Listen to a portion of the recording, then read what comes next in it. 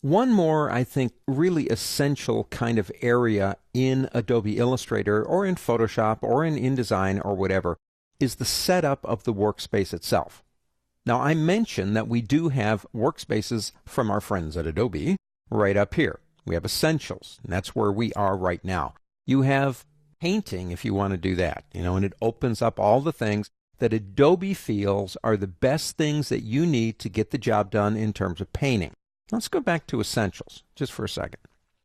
Let's say that we like what's over here, and I'm going to open it up too. I don't like it collapsed. There are things in here that we don't really need. We like them, but we just don't use them that often, and they're just getting in the way of us being efficient. So let's just pretend here. Let's come down here. We have layers and artboards. And let's say artboards is just not something we use a lot. So it's just taking up space. So we drag it. This is one thing you could do. I'm going to grab it right on the tab and drag it out. Now to get rid of it, be easy. Just click here. And that's one less thing for us to worry about. Let's say that we don't work with the cooler. And that's a color system. Actually, it's pretty cool. But for Essentials, we really don't need that either. So we'll get rid of that one. And the color guide, nah, don't want that either. So I'm going to drag that out. Right now I'm kind of just getting rid of things. And you say, well, okay, why don't we move color someplace else? So I'm going to pull it out first. Now it's a free floating panel. If you want it there in your workspace, go for it. But I want to put it maybe in with these. So what I'm going to do is grab it again and drag it until I see this area right here go transparent blue and let go. And now I have all of those up here. And let's say, since layers is way down here by itself again and nice and lonely, why don't we stick that up here just like that? So we can change the furniture in the room, and we're getting it set up the way we want it to be. But maybe there's a panel that I don't see that I want, because I've gotten rid of some. How about adding some?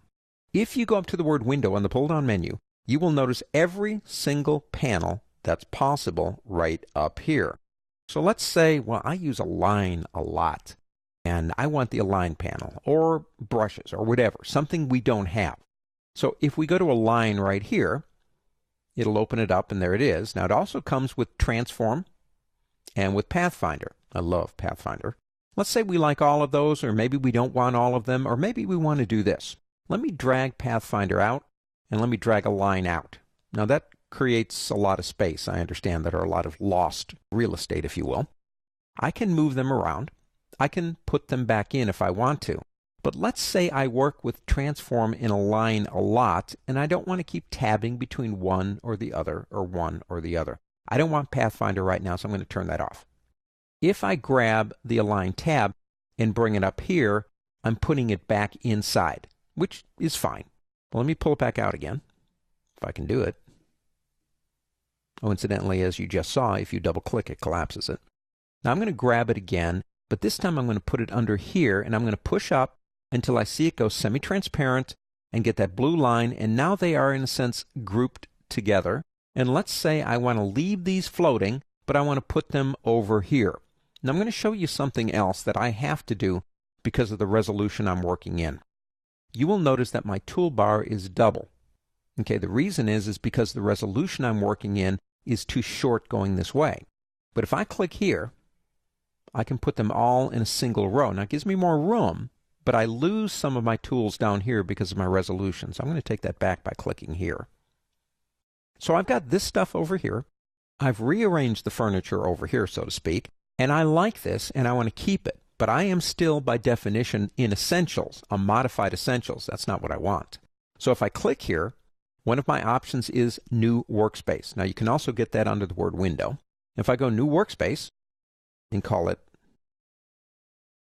Andy Space and click OK, I now have Andy Space. You will notice if I go back to Essentials, it doesn't really change. And the reason is because I modified it and it thinks I might want to use it again as Essentials. But if I click Reset Essentials, it will go back to what Adobe thinks is Essentials. If I now go back up here again, there's Andy Space at the top. You can have as many of these as you want. And it goes back now into Andy's Space. Now, anytime you want to control them, again, let's do it from the window this time. go to Window and go down to Workspace, and there it is. But there's also Reset, New, and Manage.